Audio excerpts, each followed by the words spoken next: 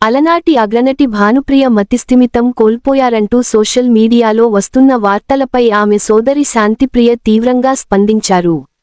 భానుప్రియ ప్రస్తుతం ఆరోగ్యంగానే ఉన్నారని, అయితే భర్త మరణం, సినిమాల్లో ఎదురైన కొన్ని చేదు అనుభవాల వల్ల ఆమె మానసికంగా కొంత కుంగిపోయిన మాట నిజమేనని తెలిపారు. అంతేకాని ఆమెకు మతిస్థిమితం తప్పిందన్న ప్రచారం కేవలం పుకారు మాత్రమేనని కొట్టిపారేశారు. సితార, స్వర్ణకమలం వంటి చిత్రాలతో భానుప్రియ అద్భుతమైన గుర్తింపు తెచ్చుకున్నారు. 80-90 దశకాల్లో తన అద్భుతమైన కళ్లతో, అంతకు మించిన నృత్య ప్రతిభతో తెలుగు సినీ యవనికపై సితార లా వెలిగిన నటి భానుప్రియ.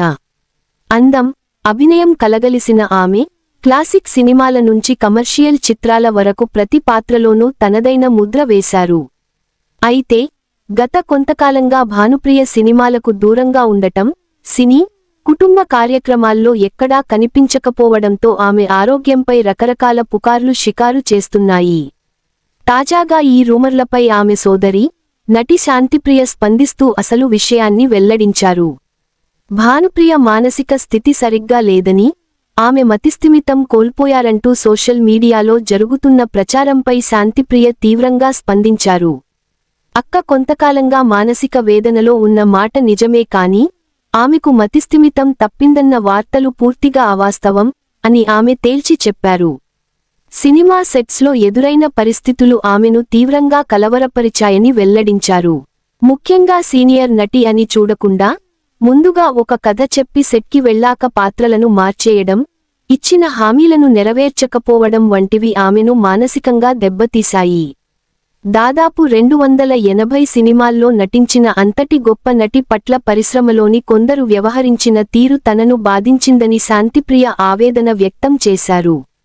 భర్త మరణం తర్వాత భానుప్రియ జీవితంలో తీవ్రమైన ఒంటరితనం ఏర్పడిందని, అది ఆమెను మరింత కుంగదీసిందని శాంతిప్రియ తెలిపారు.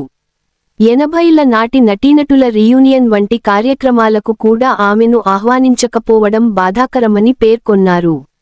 అక్కను నేరుగా సంప్రదించలేకపోతే కనీసం మా కుటుంబాన్ని సంప్రదించవచ్చు కదా అని ఆమె ప్రశ్నించారు.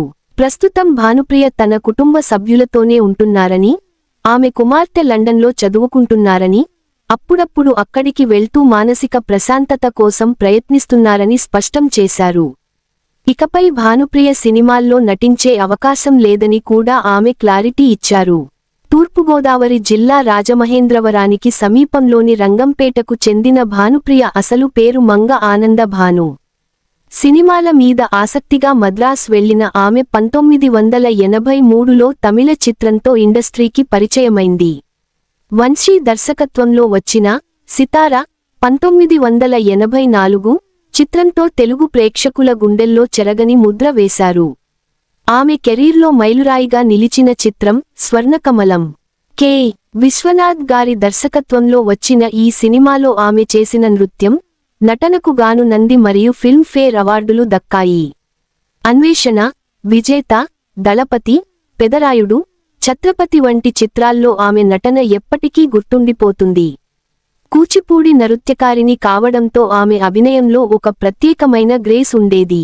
2 తమిళనాడు రాష్ట్ర అవార్డులు, 3 నంది అవార్డులు అందుకున్న ఆమె, దక్షిణాదిలోని అన్ని భాషల్లోనూ అగ్ర హీరోల సరసన నటించి మెప్పించారు.